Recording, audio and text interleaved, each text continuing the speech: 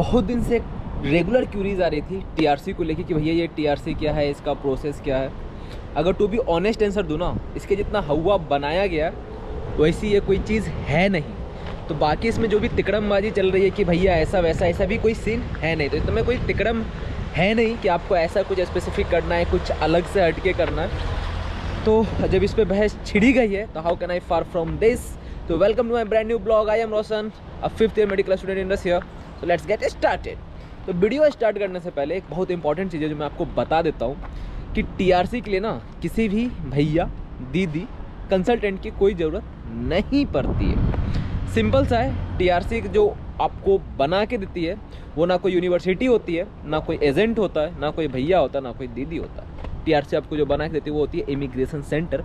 मतलब जहाँ जिस भी कंट्री में है आप, अगर रशिया में है तो रशिया में जो आपको टीआरसी मिलेगा वो मिलेगा आपको एमईए के थ्रू, मतलब एक्सटर्नल अफेयर्स जो यहाँ की होगी वो इशू करती है। तो इसके लिए कहीं भी ऐसा कोई रूल नहीं है कि आपको 6 साल का हॉस्टल फी एक साथ देना।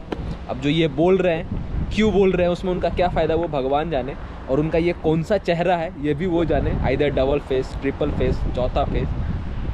अगर मैं नाम बोल दूंगा ना भाई तो कंट्रोवर्सी हो जाती है, एंड मुझे अभी इतना ज़्यादा कंट्रोवर्सी करनी नहीं है। So what is TRC and what's is process, आगे चलते मैं आपको बताऊंगा जैसे मैं इमिग्रेशन सेंटर के पास पहुंचता हूँ। तो लेट्स गो।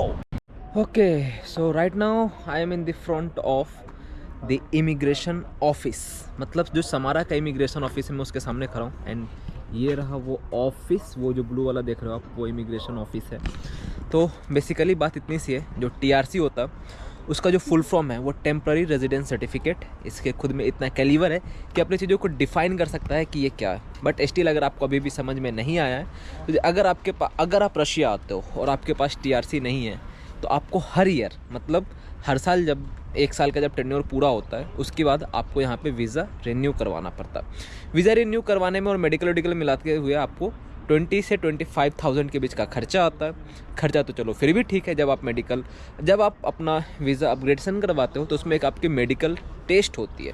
उस टेस्ट में क्या होता है कि आपका ब्लड निकाला जाता है वाया इंजेक्शन। तो भाई देखो, ऐसा है कि पैसा तो चलो ठीक है, फिर भी अगर आपको ये सारी चीज़ से छुटकारा पाना है, लाइक वीज़ा से छुटकारा पाना है, और आपको इंजेक्शन वगैरह से छुटकारा पाना है, और अगर आपको अपने पैसे भी बचाने हैं तो टीआरसी उसका सबसे बेस्ट अल्टरनेटिव होता है। टीआरसी में क्या होता है, जो आपका वीज़ा होता है ना वो एक साथ जो भी आपका पीरियड बाकी है आपके कोर्स का, वो पीरियड कंप्लीट करते हुए 6 महीने का एक्स्ट्रा आपका लग जाता है। मतलब उसमें 6 महीने आपको, जब कोर्स कंप्लीट होगा तो आपको, मतलब फरवरी तक का आपको, जिस टाइम में कोर्स कंप्लीट होगा, जैसे मेरा जुलाई 26 में होगा तो मुझे अगले 6 महीने तक का वीज़ा मिल जाता है एक साथ, और बार बार ये जो मेडिकल का चक्कर है वो भी छूट जाता है। एंड इसके फिर अपने अलग और फ़ायदे हैं। अगर आपको रशियन सिटीजनशिप चाहिए तो उसमें जो पीआर्स वगैरह होते हैं उसमें भी फ़ायदा होता रहता है। तो इसके मतलब, और अगर कोई यहाँ पे रशिया में आके अपना सेटल डाउन होना चाहता है तो सिटीजनशिप्स वगैरह में, पीआर रेजिडेंसी वगैरह में, चाहे वर्क परमिट्स वगैरह में भी अच्छा खासा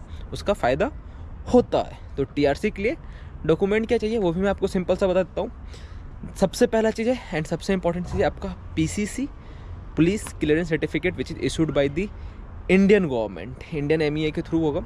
दूसरा आपका पासपोर्ट, तीसरा आपका वीज़ा रिन्यूअल वाला, चौथा जो आप यहाँ पे आओगे आपका मेडिकल वैलिड होना चाहिए, मतलब जो भी आपका टाइम पीरियड हो वो बचा हुआ होना चाहिए।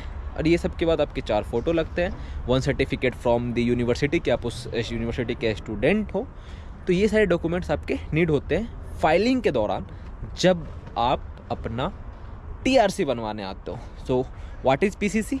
PCC it means a police clearance certificate, जो कि अगर आप इंडिया से बनवाते हो तो वो आपको जब बनवाना है कि आपका जो 3 महीने का इंटरवल हो वो रशिया में आने तक में वैलिड हो, क्योंकि जो पीसीसी होता है वो 3 मंथ्स के लिए वैलिड होता है। तो जब भी आप पीसीसी बनवाते हो ये ध्यान रखो कि 20 डेज़ का टाइम लगता है वो आपके घर आने का। तो आपके डिपार्चर से, मतलब 10 दिन का मैक्सिमम गैप लेके चलो। पीसीसी बनता कैसे है, सिंपल सा है, आपको किसी भी इंडिया के साइबर कैफ़े में जाना, उस कैफ़े वाले को जाके बोलना है कि भैया हमको पीसीसी अप्लाई करना है। तो और उसका सिंपल सा मैं आपको बता देता हूँ, पासपोर्ट सेवा केंद्र के पोर्टल पे आपको पीसीसी का ऑप्शन आता है, अप्लाई फॉर पीसीसी, वहाँ से अप्लाई करोगे, देन आपको वहाँ से एक डेट मिलती है जहाँ पे पासपोर्ट सेवा केंद्र पे जाके अपना वेरिफिकेशन करना होता है, एंड देन आपका सारा वर्क वहाँ से आपका पीसीसी आ जाता है। अब जब आप पीसीसी एंड सारे डॉक्यूमेंट्स वगैरह लेके आओगे इंडिया से तो आपको क्या करना है, यहाँ पे आके किसी भी यूनिवर्सिटीज़ वगैरह में जाओगे, सिंपल सा है, ट्रांसलेशन करवा लेना। ट्रांसलेशन कहाँ से होगा? आपकी यूनिवर्सिटी में, जो भी यूनिवर्सिटी हो वहाँ पे ट्रांसलेटर बैठते हैं कि ये सारी चीज़ें, ट्रांसलेशन का जो भी वर्क होता है आपको जनरली भी लगता है, तो जो आपको पासपोर्ट का ट्रांसलेशन आएगा फॉर ऑल पेज वो आता है 1800 का खर्चा, मिनिमम टू मैक्सिमम ये है, मतलब 1800 मान लो। और अगर आप दूसरी चीज़ का जैसे लाइक आपको पीसीसी का करवाना है तो उसमें 1300 का खर्चा आता है। So that's it for the documentation. और जो फाइल तैयार करोगे उसमें अपना 4 फोटो रख लेना एक्सटर्नली, एंड जो सर्टिफिकेट्स वगैरह मैंने बता दिया वो।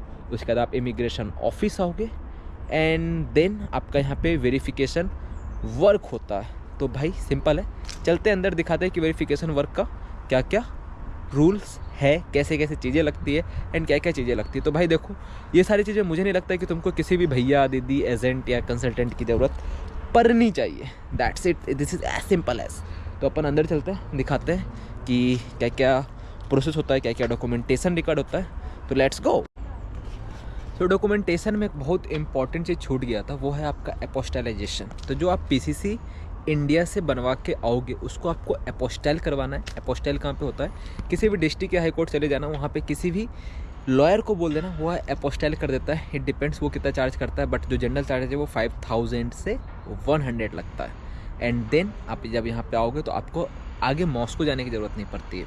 और जो आप ट्रांसलेशन करवाओगे ना, उसमें भी आप नोटराइजेशन जरूर करवा लेना अपने ट्रांसलेटर को बोल के, क्योंकि नोटराइजेशन बहुत ज़रूरी होता है। उसे तो ट्रांसलेशन के साथ नोटराइज मिलता ही है, but still for your safety information मैं आपको बता दिया हूँ कि अपना नोटराइजेशन करवा लेना। और एक बार फिर से चेक कर लेना जो यूनिवर्सिटी से आपने सर्टिफिकेट कंप्लीट कर लिए, 3-4 वो पेज देते हैं जो यूनिवर्सिटी के सर्टिफिकेशन का होता है, वो पेज पे अपना आपको जाकर ऑफिशियल स्टाम्प लगवा लेना। तो ये सारे प्रोसेस और डॉक्यूमेंटेशन कंप्लीट करने के बाद आ जाना अपने इमिग्रेशन ऑफिस।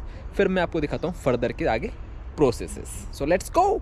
तो भाई सारा प्रोसेस हो गया। मैंने बहुत ट्राई किया कि अंदर आपका सारा प्रोसेसिंग वगैरह दिखा दूं, but there is a security and immigration office पे उन्होंने बोला कि आपको रिकॉर्ड करने अलाउ नहीं होता है। तो जस्ट फॉर सिक्योरिटी कंसर्न मैंने ये सारी चीज़ें रिकॉर्ड नहीं कर पाई है, बट मैं आपको बता देता हूँ कि क्या क्या चीज़ें लगती है। सबसे पहली चीज़, अगर आपका डॉक्यूमेंटेशन पूरा है तो आपको जाते के साथ ही क्या करना है कि सबसे पहले आपको वो एक टोकन देगी, वो टोकन ले लेना है साथ में। टोकन के बाद वो नंबर आएगा, वो नंबर के बाद आपको डायरेक्टली उस पर आपका जो भी नंबर आएगा उससे काउंटर पे जाना है। काउंटर पे जाने के बाद आपका कुछ नहीं पूछेगी, वो बस आपका डॉक्यूमेंटेशन वेरीफाइड करेगी। आपका 2 जगह सिग्नेचर होता है एंड देन आफ्टर वो अप्लाई हो जाता है। तो जितने भी डॉक्यूमेंटेशन है वो पूरा रखो। यहाँ पे आने के बाद जब आप आओगे तो कोई बेसिक सजेशन की ज़रूरत नहीं पड़ती, आपको सीधे जाना है। एक काउंटर पे 1900 का एक स्लिप कटेगा। स्लिप लेने के बाद आपका वो टोकन नंबर मिलेगा। टोकन नंबर के बाद आपको काउंटर पे जाना है। काउंटर के बाद आपका TRC अप्लाई हो जाता है। तो भाई इसमें कोई रॉकेट साइंस नहीं है, कोई तिकड़मबाजी नहीं है कि आपको एक्स्ट्रा पैसे देना है या फिर एक्स्ट्रा कुछ अननेसेसरी चीज़ें, मतलब 6 साल का हॉस्टल फी वगैरह वगैरह, ऐसा कोई इसमें लोड नहीं है। So that's all for this video. Bye bye, take care.